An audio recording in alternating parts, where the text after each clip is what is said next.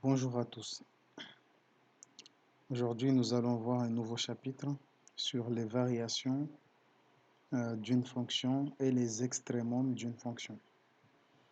Dans ce nouveau chapitre, il y a plusieurs parties, dont la première c'est croissance, décroissance, monotonie d'une fonction définie sur un intervalle et tableau de variation. C'est ce que nous allons traiter dans cette vidéo. Et on fera d'autres vidéos pour parler des extrémums, maximum, minimum d'une fonction sur un intervalle. Et pour une fonction affine, interprétation du coefficient directeur comme taux d'accroissement et variation selon son signe. Et pour finir ce chapitre, on étudiera la variation des fonctions de référence, fonction carré, inverse, racine carrée et cube. Voilà. Donc, pour bien démarrer ce chapitre, nous allons faire une petite activité pour parler de variation et de tableau de variation. Activité 1. Vers le tableau de variation.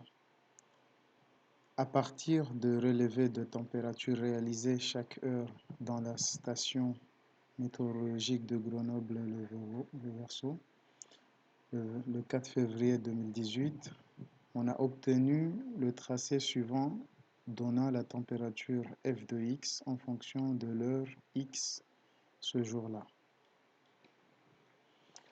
Donc, je te rappelle que tu dois prendre ton cahier, ton stylo, tes outils de mathématiques en suivant cette vidéo. Ne pas hésiter à mettre pause par intermittence, travailler et reprendre la vidéo pour vérifier si tes résultats sont exacts. Voilà.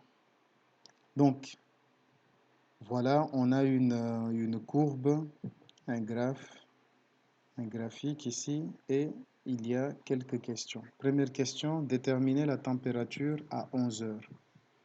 Graphiquement, bien sûr, ici, en se basant sur le graphique. Deuxième question, à quel moment la température augmente-t-elle? À quel moment la température diminue-t-elle? Troisième question, les informations précédentes peuvent être regroupées dans un tableau appelé tableau de variation, dont le début est tracé ci-dessus. Recopier et compléter le tableau. On commence avec la première question. Déterminer la température à 11 heures. Ici, 11 heures, c'est un abscisse. On voit ici que les abscisses sont des horaires et les ordonnées sont des températures. Donc ici, on a une fonction qui représente la température en fonction de l'heure. Donc 11 heures ici, 11, c'est un antécédent et on cherche l'image par cette fonction, par la fonction f. Donc on se place sur 11, on trace et on trouve l'image de 11 par cette fonction. L'image de 11 par cette fonction, c'est donc ici 0,5. Donc on va répondre que la température à 11 heures est de 0,5 degrés Celsius. Pourquoi? Car par lecture graphique, on a l'image de 11 par la fonction f est égale à 0,5. f de 11 égale à 0,5. On a répondu à la première question. On passe à la deuxième question. À quel moment la température augmente-t-elle? Donc, on observe le graphe ici et on vérifie dans quels sont les horaires pour lesquels la courbe, elle monte, elle augmente, la température, elle augmente. Et ici, on peut se rendre compte qu'il y a deux intervalles pour lesquels la température augmente. On voit bien ici que de 1 à 4, on a une montée ici de la température.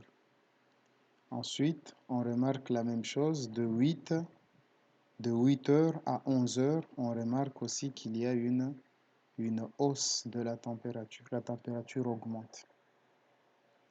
Donc, on peut donc écrire que d'après le graphique, la température augmente de 1 heure à 4 heures, ensuite de 8 heures à 15 heures.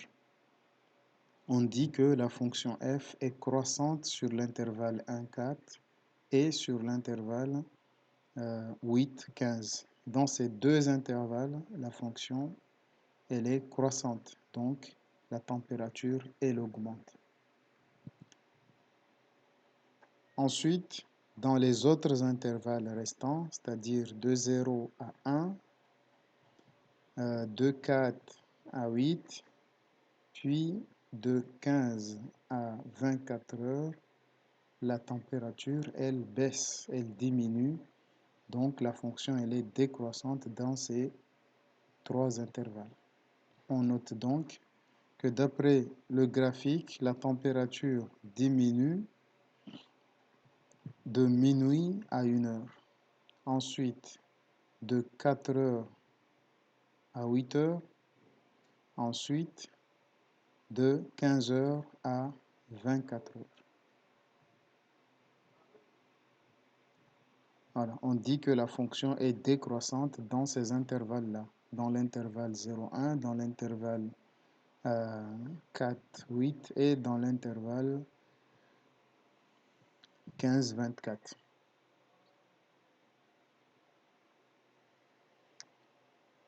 On passe maintenant à la question 3. Donc ici, nous voulons tracer un tableau, dit tableau de variation, qui représente toutes ces données de variation de cette fonction, de la température. On a le début du tableau et on remarque que l'image de 0, c'est moins un tiers. L'image de 0, c'est moins un tiers, c'est ici. 1, son image, c'est moins 2,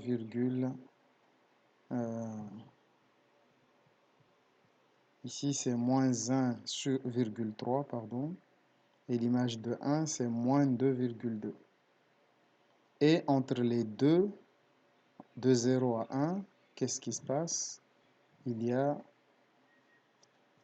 dans cet intervalle, une baisse de la température. Donc, on le représente dans le tableau de variation par une flèche qui descend.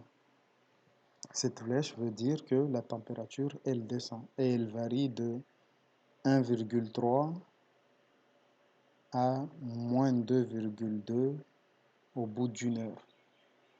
Ensuite, de 1 à 4, la température, elle augmente. Donc, on représente cela par une flèche et elle augmente de 2,2 degrés Celsius à de moins 2,2 degrés Celsius à moins 1,6 degrés Celsius. Ensuite, de 4 à 8, la température, elle baisse. Et elle baisse de moins 1,6 à moins 2,8. Et ainsi de suite, elle commence à augmenter ensuite de 8 à 15 et elle varie de moins 2,8 à 6,3 degrés Celsius. Et on représente cela par une flèche dans le tableau de variation. Et pour finir, on observe une baisse donc de 15 heures à 24 heures. C'est représenté par une flèche qui descend, donc c'est une baisse. Et la température, elle baisse de 6,3 à moins 1,2 degrés Celsius. Ainsi, on a fini le tableau de variation. Voilà ce qu'est un tableau de variation. On va voir tout cela en détail dans le cours.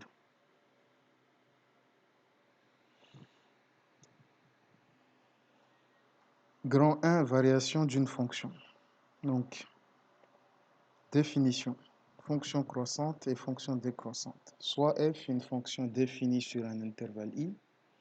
On dit que f est croissante sur i si, lorsque x augmente sur l'intervalle i, alors la fonction f de x augmente. Autrement dit, pour tout réel x1 et x2 de l'intervalle i tel que x1 plus petit ou égal à x2, alors on a les images de ces deux réels x1 et x2 qui sont dans le même sens. L'image de x1, f de x1 est inférieure ou égale à f de x2 qui est l'image de x2. Ça traduit parfaitement la croissance. Si je prends deux valeurs, deux antécédents dans un ordre bien précis, l'ordre est conservé car la fonction elle est croissante. Et on a la définition analogue ici pour la décroissance. On dit que f est décroissante sur un intervalle i si lorsque x augmente sur l'intervalle i, alors f de x diminue. Autrement dit, pour tout x, pour tout réel x1 et x2 tel que x1 inférieur ou égal à x2, alors f de x1 est supérieur ou égal à f de x2. On inverse le sens. On prend deux réels, deux antécédents dans un ordre donné et on observe que l'ordre est inversé pour les images. Ceci traduit la décroissance d'une fonction. On va essayer de voir ça avec un exemple ici. Dans le premier exemple ici, on a une fonction qui est croissante. La fonction ici, elle est croissante.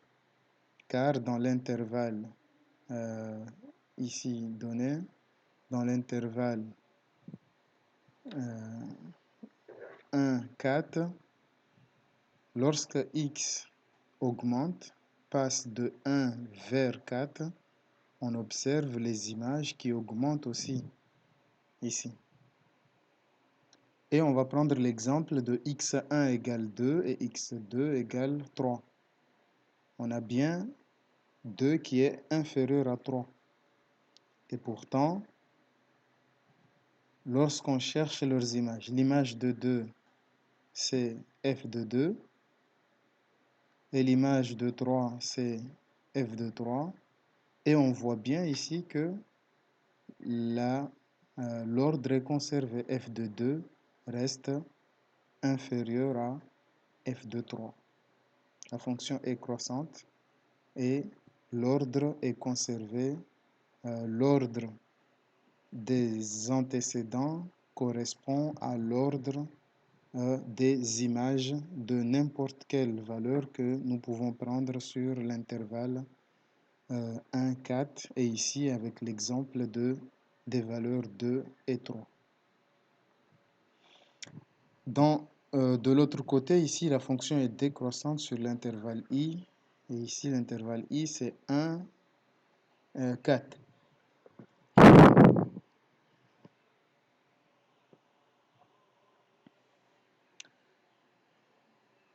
On fait pareil, on prend les nombres 2 et 3, on observe leurs images. L'image de 2, c'est f de 2. L'image de 3, c'est f de 3. Et ici, la fonction elle est décroissante et on observe l'ordre qui est changé ici. F de 2 est supérieur à f de 3. L'ordre des images est l'ordre contraire de l'ordre des antécédents. C'est l'ordre inverse des antécédents. 2 plus petit que 3, f de 2 plus grand que f de 3. Ça traduit parfaitement ici la décroissance d'une fonction. Donc on retient qu'une fonction est croissante dans un intervalle si lorsque x augmente, on a f de x qui augmente aussi. Par contre, une fonction est décroissante si lorsque x augmente, f de x diminue. Ensuite, on pourra démontrer qu'une fonction est croissante en prenant deux valeurs, deux antécédents dans un ordre donné et en cherchant leur image et en étudiant l'ordre des images. Voilà. Si l'ordre est conservé, alors la fonction elle est croissante. Si l'ordre est inversé, alors la fonction elle est décroissante.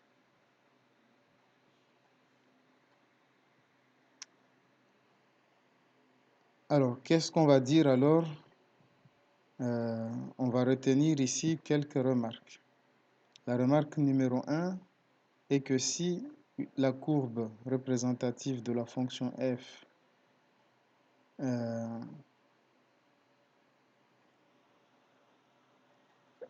est croissante sur un intervalle i, on dit alors la courbe elle monte. Inversement, si f est décroissante, la courbe elle descend. On voit bien ici dans cet exemple que la courbe elle monte. En partant de la gauche pour aller vers la droite, la courbe elle monte. Et ici la courbe elle descend. Donc quand elle monte, ça c'est par observation directe, par observation, on observe que la courbe monte lorsque la fonction est croissante. Et on observe une courbe qui descend lorsque f est décroissante. Ça c'est intuitif. Deuxième remarque. Si sur un intervalle i, f garde la même valeur, on dit que f est constante sur cet intervalle, alors sa courbe est horizontale à celle sur cet intervalle.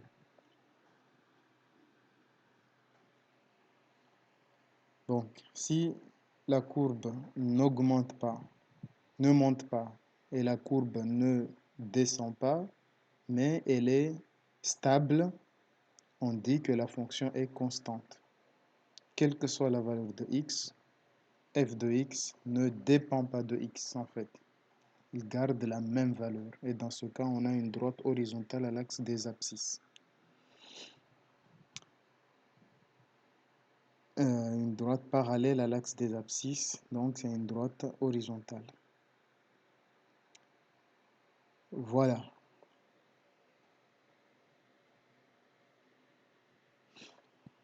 On continue.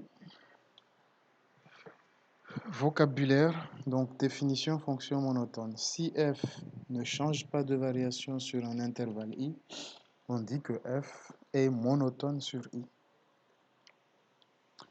Remarque, si sur un intervalle i, f est croissante sans être constante sur une partie de i, on dit que f est strictement croissante. Respectivement, si f est décroissante dans un intervalle sans être constante nulle part sur l'intervalle, alors on dit que la fonction est strictement décroissante. Ça, c'est du vocabulaire. Croissante, elle peut être croissante et à un moment donné être constante. Donc on dit croissante. Mais si une fonction est strictement en aucune partie de l'intervalle où elle est croissante, elle n'est constante, on dit qu'elle est strictement décroissante. Croissante, strictement croissante et strictement décroissante. Voilà. Ici, par exemple, on peut voir que sur la première fonction ici, dans le premier cas, f est croissante et ne change pas de variation sur l'intervalle 1,4. Et elle n'est pas monotone, elle n'est pas croissante à un moment donné. Donc, elle est strictement croissante. Et donc, on dit que la fonction est monotone sur cet intervalle. Ici, la fonction est strictement croissante sur cet intervalle, car en aucun moment elle n'est constante.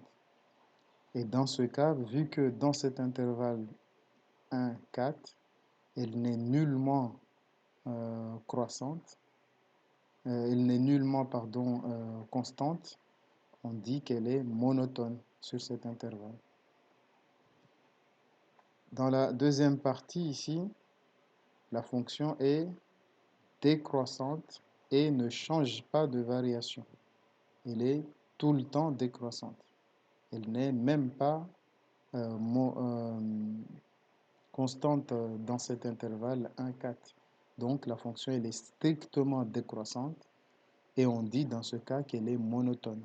Dans cet intervalle, la fonction elle est monotone. C'est pour ça qu'on note dans les deux cas ici, on a deux fonctions monotones sur l'intervalle 1,4.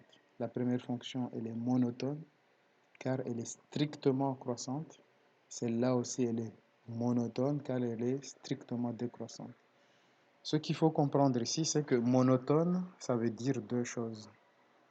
Quand tu dis une fonction est monotone, ça veut dire ou bien elle est strictement croissante, ou bien elle est strictement décroissante. Donc, dire qu'une fonction est monotone, ce n'est pas précis. Les précisions, c'est de dire qu'elle est strictement croissante ou strictement décroissante.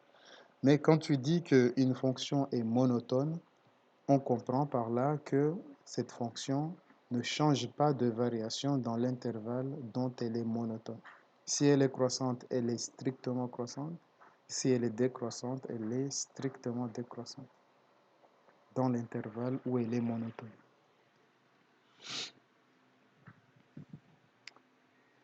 On continue. Maintenant, c'est quoi un tableau de variation? Propriété. Un tableau de variation regroupe les informations concernant les variations d'une fonction sur son ensemble de définitions. Pour illustrer cette propriété, nous allons faire un petit exemple.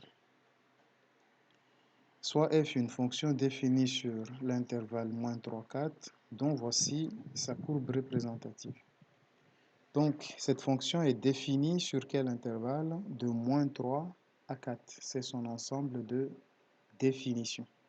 Dans son ensemble de définitions, cette fonction n'est pas monotone dans son ensemble de définitions.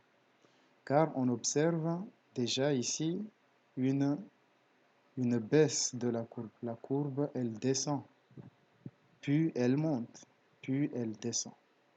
Donc, elle n'est pas monotone dans son ensemble de définitions. On observe sur l'intervalle moins 3, moins 1, que la courbe descend. Donc, on va dire que dans cet intervalle, la fonction, elle est décroissante. Elle est même strictement décroissante. Dans cet intervalle de moins 3 à moins 1, on peut dire que f est monotone, car elle est strictement décroissante. Ensuite, on observe dans l'intervalle moins 1, 2, dans l'intervalle moins 1 à 2, la fonction, la courbe, elle monte. Donc, puisque la courbe, elle monte dans cet intervalle, on dit que la fonction est croissante sur cet intervalle. Sur cet intervalle, la fonction est croissante. Donc, monotone sur moins 1, 2. Ensuite, pour finir, dans l'intervalle 2, 4, la fonction, elle est décroissante, car la courbe, elle descend.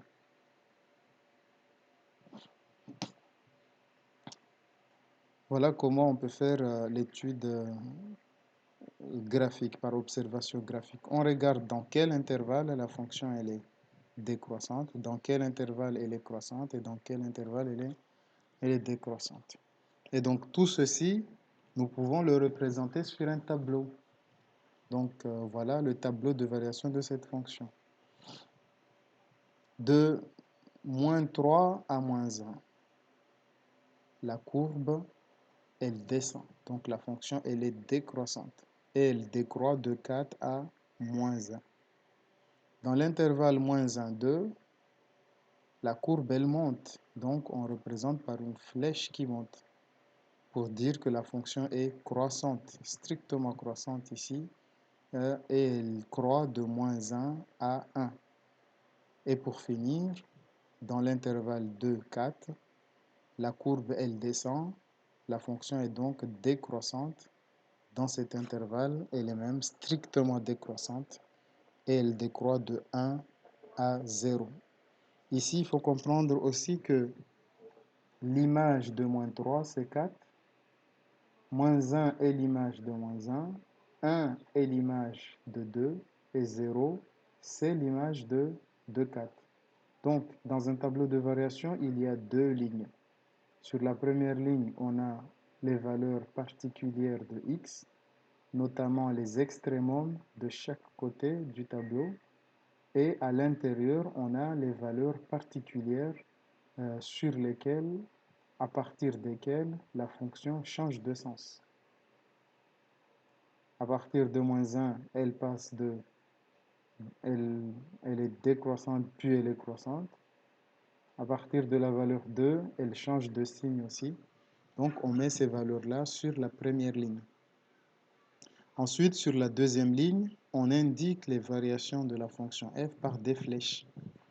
Et on met sur quelle valeur elle est en train de décroître. Pour cela, il suffit de mettre les images correspondantes aux valeurs qu'on a mis sur la ligne de x ici.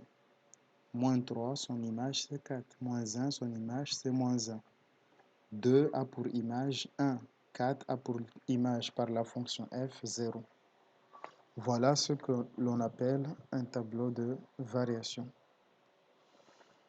Ensuite, on peut traduire ce tableau en disant que la fonction est décroissante sur l'intervalle moins 3, moins 1, croissante sur l'intervalle moins 1, 2 et décroissante sur l'intervalle 2, 4.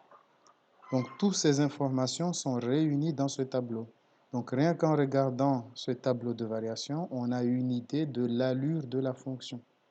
On sait que cette fonction, dans tel intervalle, elle décroît, puis elle croît, puis elle décroît. Donc, c'est pour ça que l'étude de la variation est très importante en analyse. Voilà, on a fini ce chapitre. Je te propose un petit exercice pour bien assimiler cette notion de variation et puis cette notion de tableau de variation. Donc, f est une fonction définie sur l'intervalle moins 2, 2, dont voici la courbe représentative tracée dans un repère. Question 1. Décrire par des phrases les variations de la fonction f. Question 2. Dresser le tableau de variation de la fonction f. Et pour faire cet exercice, je vais te donner quelques conseils. À chaque fois que je te donne un conseil, tu mets pause, tu essayes d'appliquer le conseil, ensuite tu mets play et tu vérifies si tes résultats correspondent à ce qui est demandé. Donc ici, pour la première question, voilà le conseil que je te donne.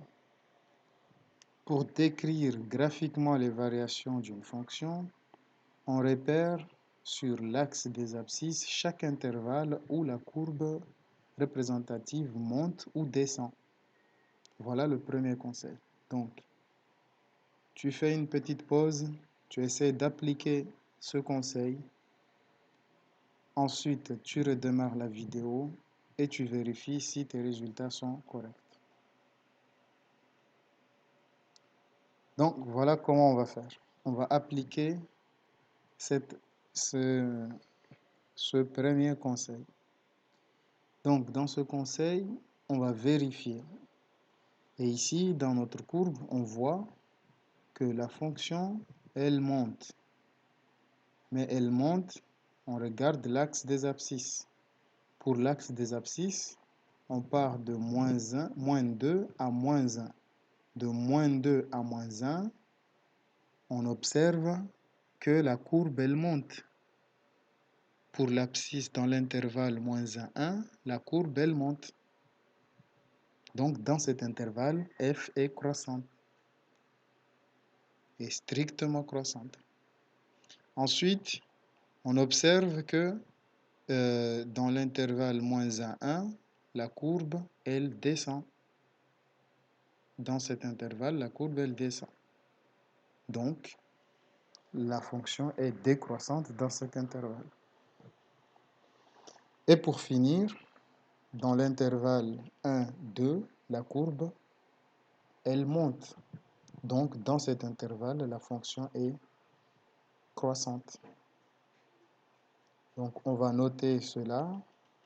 Donc, f est croissante sur l'intervalle moins 2, moins 1, puis décroissante sur l'intervalle moins 1, 1, et enfin croissante sur l'intervalle 1, 2.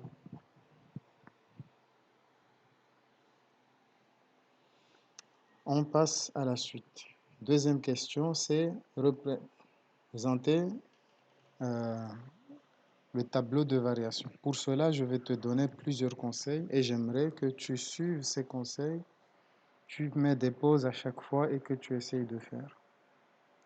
Une fois que tu as fait, ensuite, tu redémarres la vidéo et tu vérifies tes résultats. Allez, c'est parti. Donc, premier conseil. Un tableau de variation comporte deux lignes, comme je te l'ai dit dans le cours.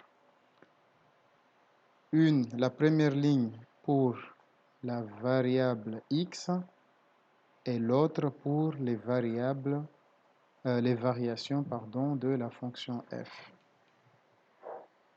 Donc, on représente le tableau comme ceci.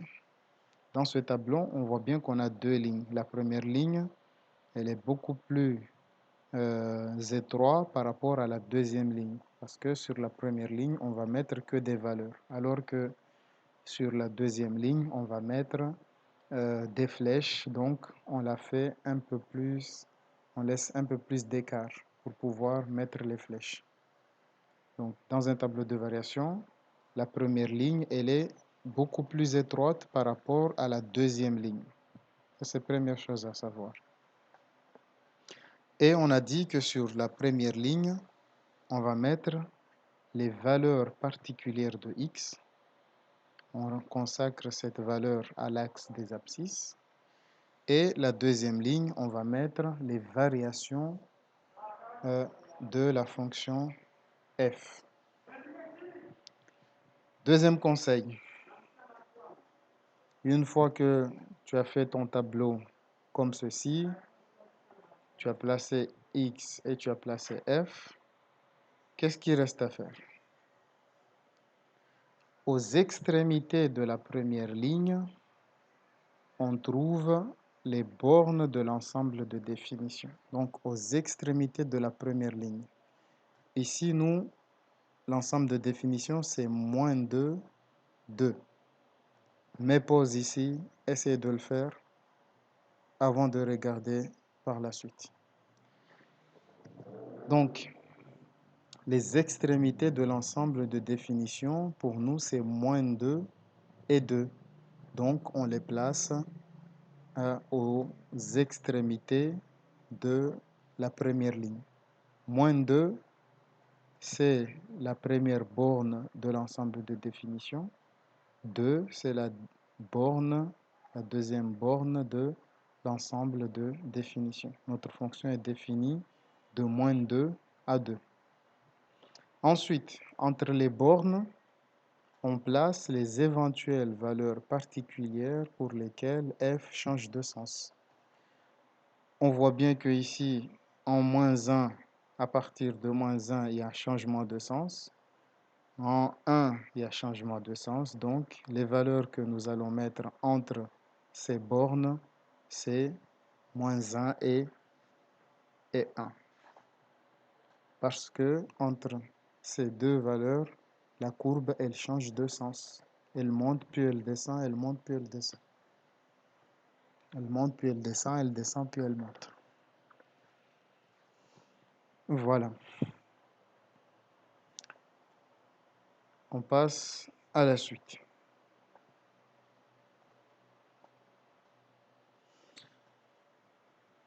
On a placé la première ligne qui correspond à x, aux valeurs particulières de x, notamment les extrémités de l'ensemble de définition et les valeurs particulières pour lesquelles la fonction change de sens. Conseil suivant, concerne le sens. Le sens de variation de la fonction est indiqué sur la seconde ligne par une ou plusieurs flèches sur les intervalles où elle est monotone. Une flèche qui monte pour dire qu'elle est croissante et une flèche qui descend pour dire qu'elle est décroissante. Ici, nous avions observé que dans l'intervalle -2, -1, la fonction elle est croissante. Donc, on dessine une flèche qui monte pour dire que dans cet intervalle, dans l'intervalle -2, -1, la fonction elle est croissante. Donc, on représente par une flèche qui monte. Elle est monotone dans cet intervalle. Dans le deuxième intervalle entre -1 et 1, on observe que la courbe, elle descend. Donc, la fonction, elle est décroissante. Donc, on le représente sur le tableau ici par une flèche qui descend. Ensuite, dans l'intervalle 1, 2, la courbe, elle monte. Donc, la fonction, elle est décroissante. Et on le représente sur le tableau ici par une flèche qui monte. Voilà une des étapes de la composition d'un tableau de variation. Conseil suivant. Une fois que tu as placé x sur la première ligne avec les valeurs particulières pour lesquelles la courbe change de sens et les extrémités de l'ensemble de définitions de la fonction, tu as ensuite mis des flèches qui indiquent les intervalles sur lesquels la fonction elle est monotone. Qu'est-ce qu'il reste à faire? Il reste à indiquer au bout des flèches les images des valeurs de la première ligne. On va indiquer l'image de -2, l'image de -1, l'image de 1 et l'image de 2 dans ce sens. L'image de -2. -2 étant un antécédent, on cherche son image. Et ici, on peut lire que son image, c'est -1. Donc, -1, on l'écrit ici à l'origine de la flèche. Ensuite, on cherche l'image de -1. -1 est un antécédent. Je cherche son image et je trouve que son image, c'est 3. Donc, cette valeur 3, qui est l'image de -1, je l'écris au sommet de la première flèche. De la même manière, je détermine l'image de 1. Et ici, l'image de 1, c'est -1. Donc, je note -1 ici.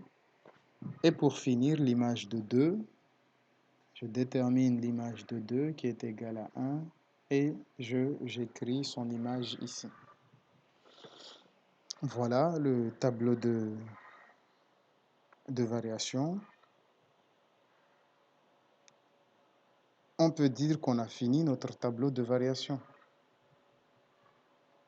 On connaît parfaitement ici dans quel intervalle la fonction elle est strictement monotone. Et mieux que ça, on sait dans quel intervalle elle est strictement croissante et dans quel intervalle elle est décroissante. Et on sait pour quelle valeur elle croît et pour quelle valeur elle décroît. Par exemple, dans l'intervalle -2, -1, la fonction elle croît de -1 à 3. Dans l'intervalle -1, 1, la fonction elle décroît de 3 à -1. Puis dans le dernier intervalle de 1 à 2, la fonction elle croît de -1 à 1. Reste à vérifier Donc, d'où le dernier conseil que je te donne ici. Une fois que tu as fait ton tableau de variation comme ceci, il ne faut pas hésiter à vérifier. On vérifie lorsque cela est possible la cohérence entre le sens des flèches et la valeur des images. Ici, on constate une augmentation, donc ici, de -1 à 3. Dans l'intervalle -2, -1, la courbe, elle augmente, elle monte en partant de -1 à 3. Ensuite, et ceci est cohérent. Puis, on observe une baisse ici de 3 à -1. Donc, ceci est bien cohérent avec notre tableau de variation. Dans l'intervalle -1 à 1, il y a une décroissance, une baisse de 3 à -1. Les valeurs baissent. On part de 3, on descend jusqu'à -1, donc c'est une baisse. Et pour finir, on vérifie aussi le dernier intervalle et on observe bien ici qu'il y a une augmentation car on part de -1 à 1. De -1 à 1, c'est bien une augmentation. Donc les valeurs correspondent, les flèches correspondent. Voilà, donc on a fini ce tableau de variation et on a vu donc qu'en appliquant ces 5 conseils, on a le tableau de variation correspondant ici. F est croissante, est strictement croissante dans l'intervalle -2 à 1 et elle croît de -1 à 3. F est strictement décroissante de -1 à 1 et elle décroît d'une valeur 3 à la valeur -1. Et elle est croissante à nouveau dans l'intervalle 1, 2 et elle croît d'une valeur égale à -1 vers une valeur égale à 1. Voilà, on a fini le tableau de variation. On a donc fini cet exercice et je te laisse donc ces exercices, ces 2 exercices à faire pour lundi prochain et à les rendre avant lundi prochain. Donc, maintenant, tu te mets au travail, tu prends ton cahier, ton stylo, tes outils, tu fais ces 2 exercices et tu me les rends avant lundi, car lundi prochain, on en fera la correction et on passera à la suite du cours. Donc, l'exercice 1, on considère une fonction f définie sur un intervalle -2, 1,5 et une autre fonction g définie sur l'intervalle -1, 3, dont voici les courbes représentatives dans un repère. La seule question qui est posée ici, dresser leur tableau de variation. Donc, on veut le tableau de variation de la fonction f d'une part et le tableau de variation de la fonction g. Ici, la fonction f est dessinée en vert, c'est la fonction en vert ici, cf est en vert, et l'autre fonction, elle est en bleu ici, c'est la fonction g. Donc, il faut suivre toutes ces étapes. Donc, pour cela, n'hésite pas à regarder la vidéo plusieurs fois. Tu peux mettre la vidéo, regarder, tout en mettant de pause et en essayant d'appliquer sur ces exercices. Exercice 2. On considère les fonctions f et g définies sur l'intervalle -4, 4, dont voici les courbes représentatives dans un repère.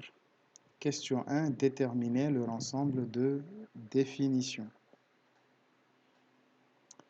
Question 2.